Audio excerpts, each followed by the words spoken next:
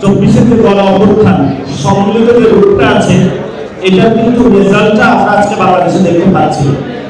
তো ফলত ব্যাট আন্দোলন যেটা হয়েছিল, রামপুরা ব্রিজে পুলিশরা উৎসাহ প্রাইভেট ইউনিভার্সিটির স্টুডেন্টদেরকে রক্তাক্ত করেছিল, একটা আহত করেছিল, হসপিটালাইজ করেছিল।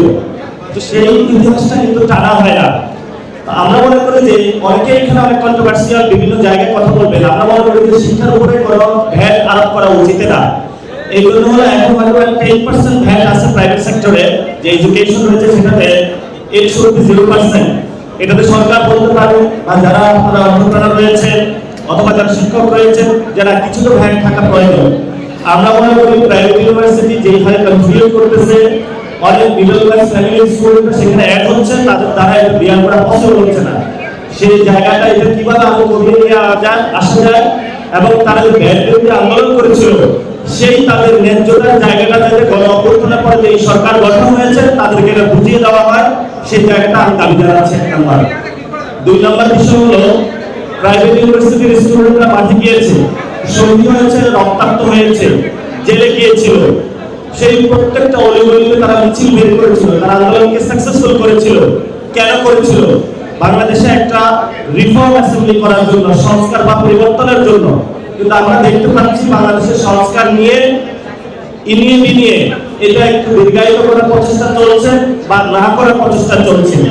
তো আমি প্রাইভেট ইউনিভার্সিটির সেই রক্তের দানকে, প্রতিদানকে সরকারকে দেওয়ার জন্য অনুরোধ জানাচ্ছি যে তারা যেই কারণে রক্তটা দিয়েছিল, যে লিখেছিল, শহীদ হয়েছিল, আহত হয়েছিল, এটার সাথে আপনারা কোনোভাবেই গাদ্দারি করবেন না।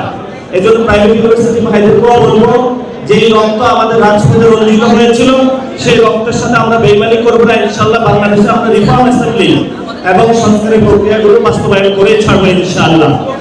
আরেকটি বিষয় হলো, আমরা যখন রাজপথে নেমেছিলাম আমাদের মা, বোন, ভাই সবার উপরে শেখ হাসিনা গুলি নিক্ষেপ করেছিল, আমাদেরকে আহত করেছিল।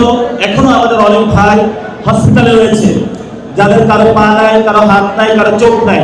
আমি শুনতে পেয়েছি থাইল্যান্ডে 64% যারা হলো মৃত্যুর জন্য অপেক্ষা করতেছে, খুবই ক্রিটিক্যাল কন্ডিশনে রয়েছে।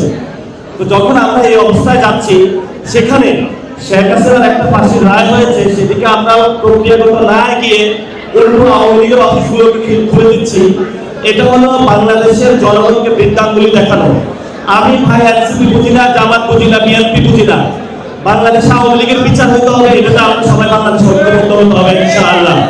আওয়ামী লীগের বিচার, যারা আমাদেরকে খুন করেছিল, যারা আমাদের উপর আঘাত করেছিল, আমরা যদি চাইতাম প্রত্যেককে আমরা আমাদের নিজেদের যে জনতার আদালত সেখানে বিচার করে পারতাম সেই সময়, কিন্তু আমরা এটা করি নাই। কারণ আমরা আইনে বিশ্বাসী, বাংলাদেশের যে কনস্টিটিউশন আছে সেটাতে বিশ্বাসী। আইন বিচারের উপরে আমরা তাকিয়েছিলাম। এখন সেই আইন বিচারের উপরে নির্ভর করে যদি আওয়ামী লীগের অফিস খুলে সংস্কার প্রক্রিয়া বাধাগ্রস্ত করা হয়, তাহলে সেই কনস্টিটিউশন পরিবর্তন থেকে শুরু করে নতুন বাংলাদেশে কি করতে হয় সেই দিকে হয়তো বা আমাদের অগ্রসর হতে হবে।